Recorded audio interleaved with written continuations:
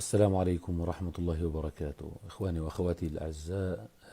جمعة مباركة علينا وعليكم جميعا. بالنسبة لموضوع شخير الخاء أو مصطلح شخير الخاء الذي يستخدمه البعض للدلالة على أداء يتعلق بالخاء، سواء في الجانب الإيجابي أو في الجانب السلبي. ما معنى في الجانب الإيجابي أو الجانب السلبي؟ نجد أن البعض يطلب من الطلبة أن يأتي بشخير الخاء، والبعض الآخر يقول للطلبة لا تأتوا بشخير الخاء. لكن الذين يأتون به بالجانب السلبي، بمعنى أنهم يطلبون من الطلبة أن لا يأتوا بشخير الخاء، لا يوجد اتفاق بينهم على وصف دقيق لما هو شخير الخاء. يمكن للجميع أن يتكلم، لكن عندما تستمع إلى الأصوات تجد أن لو كنت جالسا في جلسة فيها 10 أو 15 شخص، ربما تجد 3 أو 4 أو حتى 5 آراء، بل أنني وجدت 3 آراء عند شخص واحد. كنت في إحدى الدورات وسئلت سؤالا عن شخير الخاء، فطلبت من السائل أن يسمعني شخير الخاء، فقال لي هذا هو. قلت له: ما هذا الصوت الذي أخرجته؟ ماذا فعلت؟ قال: أتيت بالخاء شديدة. قلت له: الذي أفهمه إذا قلت الخاء شديدة صوتها هكذا أخ، مصطلح شديدة لا يطلق على مثل هذا الصوت. قال لي: لا، أتيت بها مكررة. قلت له: الذي أفهمه من تكرار الخاء مثلا هو أخ. فالمصطلحات التي استخدمت للدلالة على الصوت الذي أصدره نفس الشخص من مصطلحات من نفسه تختلف عنه تماما. سألت شخص آخر بجواره، أعطاني شيء آخر.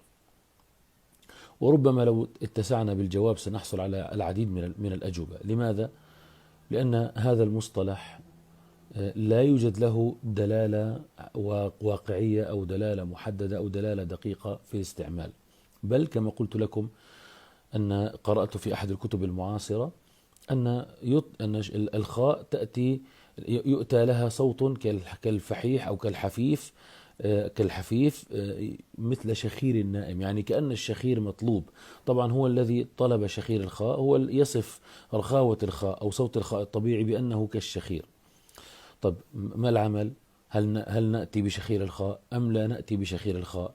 طيب الذي قال نأتي بشخير الخاء، ما حجته ليثبتها على من قال لا نأتي بشخير الخاء؟ هل لديه دليل؟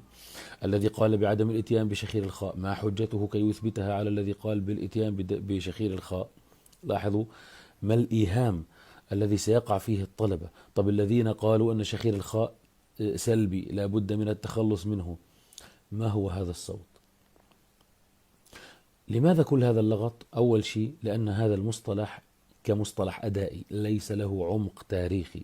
أنا فيما رجعت إليه من خلال بعض المراجع بجهد متواضع من العبد الفقير، لم أجد من استخدم مصطلح شخير الخاء كمصطلح أدائي يدل على أصوات يطلقها الإنسان في كلامه، مثلا سواء بالجنب أو في السلب أو الإيجاب. يعني مثلا إذا أرادوا أن يتحدثوا عن الغنة في حروف المد قالوا اشرب حروف المد غنة، أو قالوا خنخنة، أو قد يقولون فحفحة، قد يقولون تأتأ. مصطلحات موجودة.